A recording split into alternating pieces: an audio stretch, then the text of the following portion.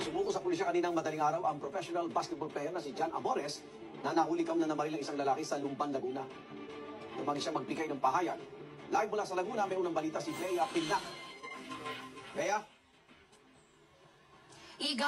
Igan, hawak na ng pulisya ang PBA player na si Jan Amores at ang kanyang kapatid na nasangkot sa pamamaril dahil umano sa away sa basketball. Sa pool sa CCTV nang bumaba ng motorsiklo ang PBA player na si Jan Amores sa barangay Maytalang 1, Lumban, Laguna. May dala siyang baril at dali-daling hinabol ang lalaking ito at saka pinaputukan. Ang nagmamaneho ng motorsiklo ang 20 anyos na kapatid ni Amores. Ayon sa pulisya, hindi tinamaan ng bala ang biktima. Away daw sa basketball ang pinagugatan ng alitan ng biktima at ni Amores na kalaunan ay nauwi sa pamamaril. Meron silang tawag na hindi napagkasunduan. Naghahamunan niya ng suntukan sa barangay Salak. Then naunang umalis itong suspect natin. Tapos sumunod yung victim hanggang umabot sila sa barangay Maytalang at doon sila nagpang-abot. Naghamunan uli ng another na suntukan. Then si Jan Amores ay may dala ng baril at pinaputukan na yung ating victim. Dumayo raw sa barangay Salak ang magkapatid na Amores para maglaro ng basketball. Ayon sa isang residente roon, nagkainitan ng ulo si Amores at ang biktima sa basketball court pero kalaunan ay naawat. Hindi naman nagkalapatan. Siguro nagkapirian lang, gano'n. So, pagkailang minuto, naawat. Akala ko, tapos na. Pero maya-maya, Nung nagkakaroon ng komosyon, yung isa, di ko alam kung kapatid ni Amores yun, ha? Kasi parang may something siya na doon sa bag, doon sa motor, doon sa U-box.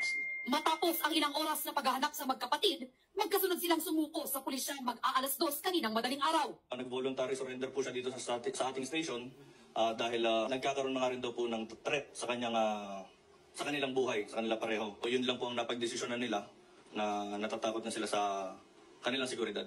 Ang mga suspect, nakatakip ang muka at tikong ang bibig.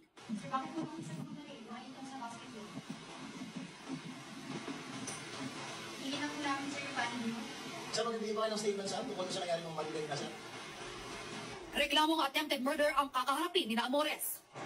Noong 2022, nanuntok si Amores na nooy player pa ng Jose Rizal University sa gitna ng laro nila kontra College of St. Benil sa NCAA. Igan, ayon sa pulisya, tinapon na raw ni Amores ang baril na ginamit niya sa krimen. Meron din daw mahigit kumulang na 4,000 pesos na pusta sa kanilang laro ng basketball. Ngayong araw nakatakdang gawin ang inquest proceedings para kay Amores at sa kanyang kapatid para sa reklamong attempted murder. Sinubukan din natin kunin ang panig ng biktima pero ayon sa pulisya, tumanggi na silang magbigay pa ng pahayag. At yan ang unang balita. Mula rito sa Laguna, Bea Pinlac para sa GMA Integrated News. Igan.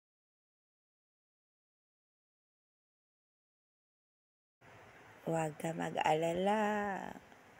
Nasa tabi ka. Hindi ka ba naman guilty, diba? Ang pag-ibig nga naman, hahamakin ang lahat. Masunod ka lamang.